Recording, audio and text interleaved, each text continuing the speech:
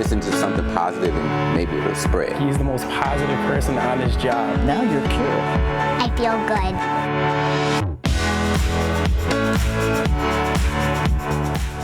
Good morning and welcome to Positively Milwaukee. I'm Vince Vetrano. Carol Meekins is taking some time off. It is Asian American Pacific Islander Heritage Month, and we are celebrating Asian voices in Milwaukee. Kristen Burns shows us one of those voices, Nyazong TV, a news outlet dedicated to keeping the Hmong community informed. Don Yang is the general manager of Nyazong TV Milwaukee. She says the outlet was founded in 2017 after census data showed Wisconsin, and Milwaukee County in particular, had a huge Hmong population. Nyazong Milwaukee TV brings impactful, successful, positive stories to empower and to inspire our community. Yang says one of the things her team is most proud of is the release of the film Save Me. Its inclusion in the Minority Health Film Festival in 2019 raised awareness of mental health, depression, and suicide. Majority of the time in our community, there is no safe space to have that type of conversation. Aside from inspiring and empowering, Yang says Nyazong tries to keep its audience informed in a timely manner. When the pandemic started, Nyazong partnered with other community agencies to produce informative videos. To send out important information about COVID-19 and what safety precautions everyone can practice or share to help during that pandemic. And when vaccines became readily available, the team created more videos in the Hmong language. And to also help dispel myths and misinformation.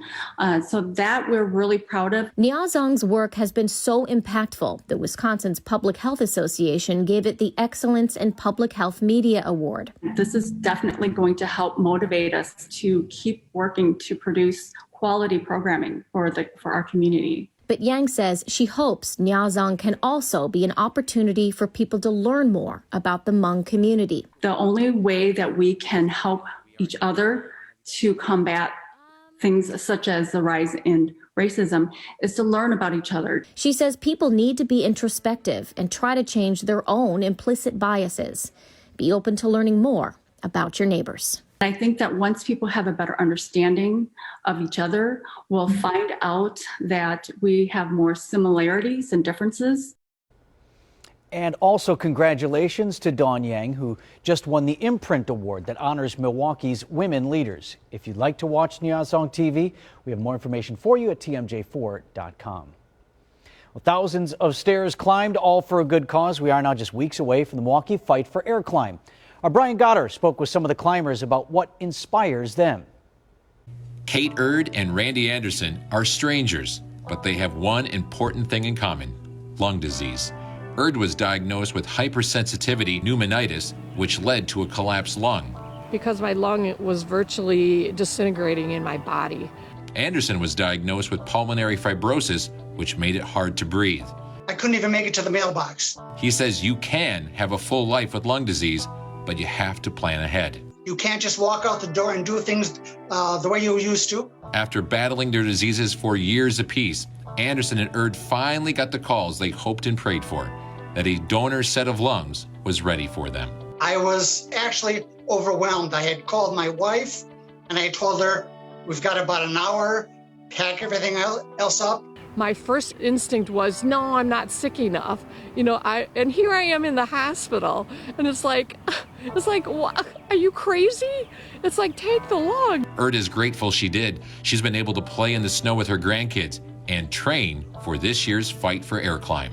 All of these things have brought me, it's a whole different world, whole different life for me. Anderson says he's recovered from his transplant in record time. He feels equally blessed. It's almost been tenfold. I mean, there's almost nothing that I can't do than I did beforehand. It's part of the reason both of these survivors want to participate in the Fight for Air Climb, to raise money for the American Lung Association and the research that saved their lives. Erd was signed up last year, but had to drop out due to COVID concerns. It's going to be out there this year, and I'm climbing. I believe it is up to me to help, to assist whatever I can do for anybody who might need it down the road. And so for the little part that I'm doing, I mean, that's the least that I can do. And with every step, these survivors are telling other fighters something really important. I really want to get the word out, that you can do it. You can recover from something as bad as lung disease. And aside, of course, from raising money to fight lung disease, the American Lung Association also helps take care of people who are living with it. Kate told us she participated in support groups and was able to talk with professionals about her diagnosis. A family-owned video game store in Milwaukee closed its doors due to the pandemic. Good news here today, it's reopened. James Groh shows us the owner's big plans to make the space better than ever.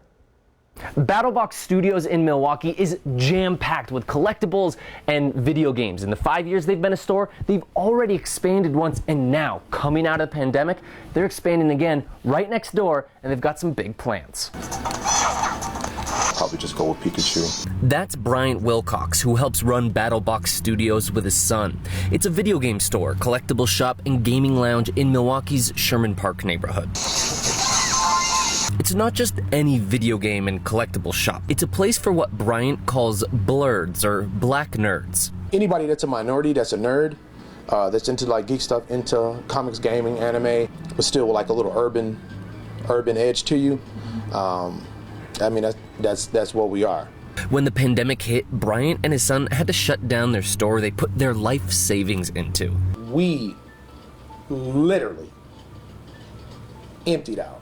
But they stayed open thanks to loyal customers and a diverse array of products. Now the future is bright. Bryant and his son are purchasing this vacant lot and building adjacent to the current store. Maybe a smaller like esports arena at times, and some days we may actually host like a music event. If they had more room or an outdoor area, they could have safely distanced people and stayed open. So they also want to make an outdoor patio space. We need more space for our people, like our group, our community. There's no specific date for when the new event space will be finished, but Bryant said everything they make will go into refurbishing it. And Wilcox said he built the original store bit by bit as well. He sells a PlayStation, and then he uses that money to buy sheets of drywall. Coming up after the break, we're going to introduce you to a furry friend who wants to join your family. But before that, take a look at this birthday celebration. This is Mila, snow leopard who lives at the Milwaukee County Zoo. For her first birthday, zoo staff gave her a bloodsicle with Ready Whip on top. Now, probably not your go-to birthday dessert, but zoo staff said this kind of enrichment helps keep Mila busy and entertained. Stay with us. We'll be right back.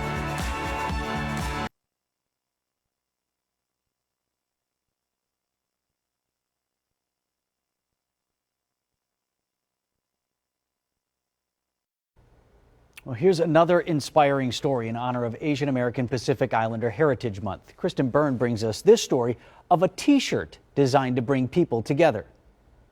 He is a designer and photographer based in Milwaukee. I started doing photography at a young age, playing around with my family's point-and-shoot camera. Howard Liu's parents immigrated to the United States from Taiwan when he was 5. They worked hard. They were very much part of the American fabric. From a young age, his camera lens captured images of love and unity. But this past year, his own eyes have witnessed a rise in painful prejudice. I was thinking about these terms that people would throw at Asian Americans, like, you don't belong here, and you brought the virus. Howard is stepping out from behind the camera and, in his own way, speaking out against hate. I was thinking about how to convey this idea that I belong, or we belong, and finding this message of unity from my own perspective. He did what he does best. He created art, this time on a T-shirt.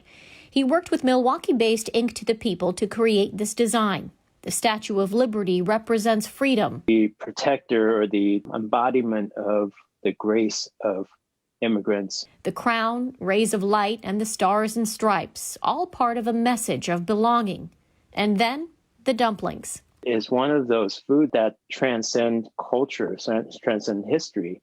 Almost every culture has their own dumpling, and I love eating all of them. All the proceeds from the T-shirt sales go to the AAPI Coalition of Wisconsin, a group created 1 year ago with a mission to stop racism against Asian Americans. Having a voice out there and being seen as who we really are instead of stereotypes. And that's a way to say, this is very much America. Howard also credits his parents for his artistic skill. He says they developed all his film and encouraged him to improve. When it comes to learning a new skill, everybody's got to start somewhere. Wisconsin Rap wants basketball players to start at the beginning. Our Delaney Bry tells us how coaches and players are celebrating 10 years on the court. When Anthony Malachnik and Scott Cook decided to launch Wisconsin Rap, the goal was to help develop players at all levels, building confidence and character along the way. Those stories are fun. To see a kid come in that isn't believing in themselves, and it could have been as simple as an 8th grader that didn't think they had a chance of making their freshman team, and they work with us all summer and they make their freshman team. Now, a decade on the court, Wisconsin Rap has helped thousands of athletes thrive. We've had a number of kids that a lot of people didn't think they were scholarship athletes, and they earned themselves a scholarship at the Division II or Division I level. But it's more than basketball. I grew up on 21st and Umbrella, if you're familiar with the area. So it was a risky area, growing up, and just like having someone like Anthony to, talk to, or just like in case I ever wanted to just get out of the city, I know I could go there. In fact, one summer, Rap alum James Kelly spent his entire break with Anthony's family. Going into my senior year, I really tried to kind of lock in with basketball and stuff like that. And it's a lot of distractions in the city sometimes. So, just being able to get away and really focus on myself, it helped me kind of build myself up a little bit more. That time also allowed James to have conversations with Anthony that helped prepare him for the real world. It was basically every day, just normal talks at the dinner table. I feel like every child needs those type of talks. Like, with his financial advisor business and stuff like that, I would ask a lot of good questions, and he would just show me like the ropes. He introduced me to a lot of good people that I still have connections with to this day. Today, James is wrapping up his second season at Southwestern Community College, deciding where he wants to play next. For Anthony and Wisconsin Rap, it's the definition of a perfect season. Every once in a while, you see somebody with great character and that really has it, being able to give them the support that they need to become their best version of themselves is just who we are. The ball's going to stop bouncing eventually, so it's good to have those type of connections with those people in case the ball stops bouncing early for me or something like that. I know I can look at Anthony like, hey, Anthony, I need a job. Can you help me with school or something like that? I know like he's always going to be there, or Wisconsin Rap's always going to be there in case I need them. And that's a team that became a family. Best of luck to James as well as he figures out his footwork for whichever court is next. The trees are budding right now. You've seen that. Flowers are blooming. Birds are singing. Spring is in the air. We stop by Burner Botanical Gardens to ask volunteers and visitors, what's your favorite part of the season? I like spring because you get to see all the beautiful flowers popping up. It's a time of regrowth and gives you a positive outlook at life and just the excitement of what's to come. Oh my goodness, everything's blooming and the colors and the fresh air and just being outside. So I love it all. I think I like spring rainstorms a lot. It just feels really good. You go through winter and it roughens you. And then you see all the flowers pop up and it's really cool. Well, it's fabulous because of the flowers blooming, of course. There's so much color and great place to go for a walk with the baby. Springtime in Wisconsin is this brisk introduction that's going to be springing into summer. I really like that people start coming out of their houses. We all hold ourselves up for winter, and I just like seeing people walk around and everything starts getting life back into it. Brown grass turns into green grass and all the flowers are pretty again. It's nice. It's a good change. Some people call it a rebirth. It's really nice. It's inspiring. If you have any more reasons to love spring, you can head to our Positively Milwaukee Facebook group. Share your thoughts, stories, and memories. And we've got even more reasons to smile coming up after the break. First, though, let's take a look at our Positively Milwaukee Pet of the Week. Good morning. Hey, I'm Jennifer Smea. I'm here at HAWS, the Humane Animal Welfare Society in Waukesha. I'm so excited to introduce you to our pet of the week. This is Cheyenne. And just like her name, she's a little shy at first, but once she gets to know you, she is a wonderful pup and companion. She's about 55 pounds and she's about 2.5 years old. She's a mixed breed. We don't know what mix, so that's part of the fun. She, as I said, is a little shy, so she's going to need a bit of a quieter home to start out with. Again, once she gets to know you, she'll be ready to go out and do social things and go out and be in the neighborhood. But right now, we'll start with a quiet home so she can get used to you. So that means older kids, maybe if you have another dog, a calm dog, she would like a buddy like that. Here's a cool thing about Cheyenne. Our baby is a heartworm positive survivor. She came up to us from the south as a heartworm dog. We've treated her, and now she is doing so well. She's going to live her best life up here in Wisconsin.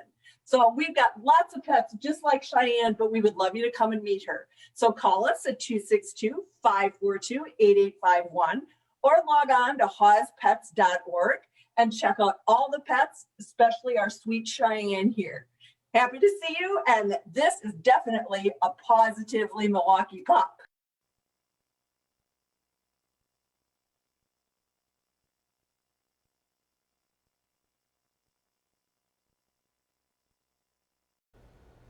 Well, how'd you like to go to the museum for free for a whole year? For 4,000 Milwaukee families, that dream became a reality. Taylor Lumpkin tells us how.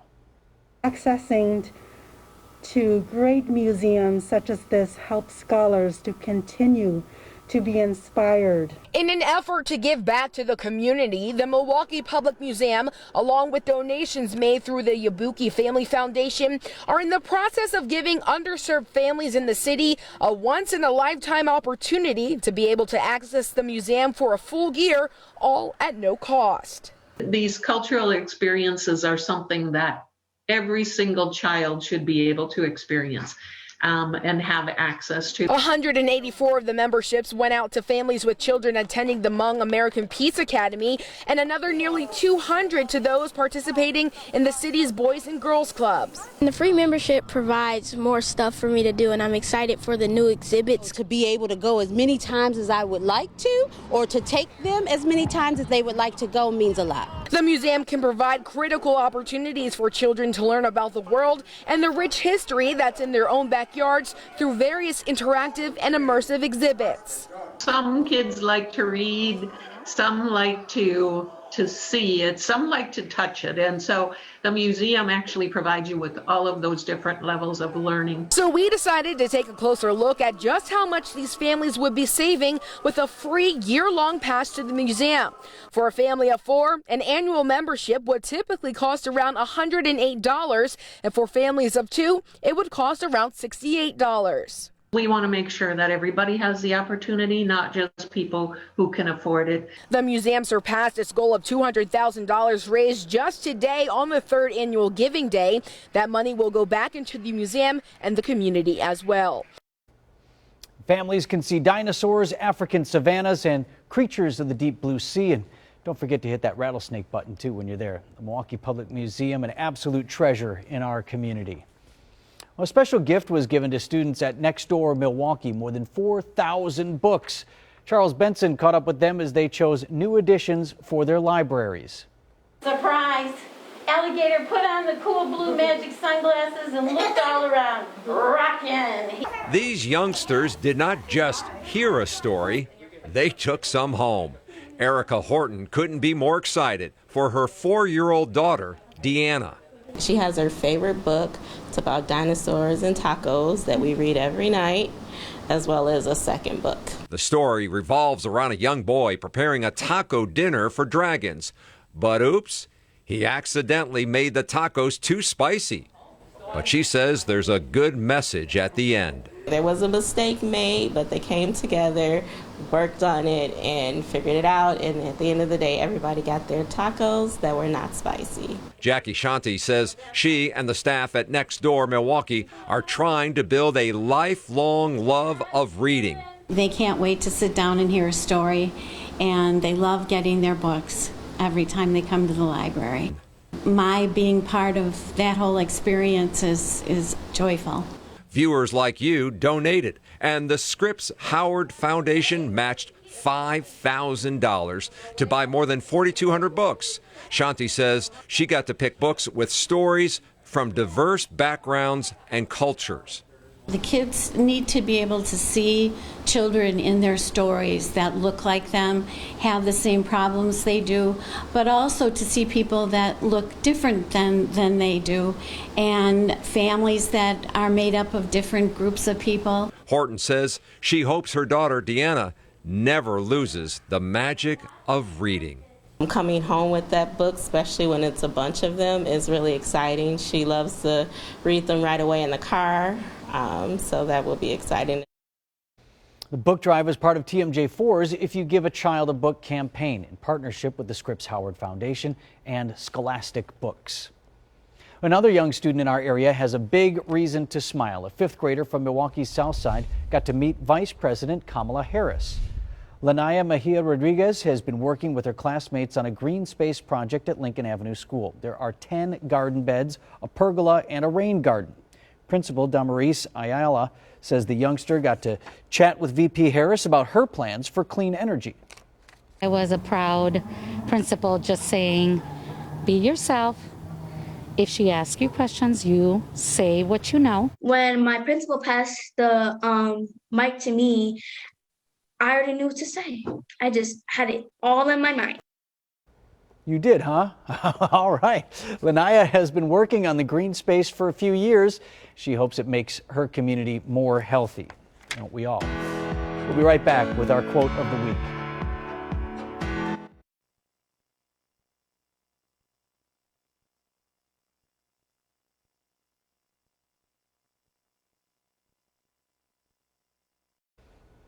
Spring is when you feel like whistling, even with a shoe full of slush. That quote comes from Doug Larson, a columnist from Sturgeon Bay, Wisconsin, who used to write for the Door County Advocate. No doubt a Wisconsin-tailored message that just says, hey, even when stuff is bad, there's always something good on the horizon. And I hope that thought stays on all of our minds through the weekend. And as always, we stay positively Milwaukee.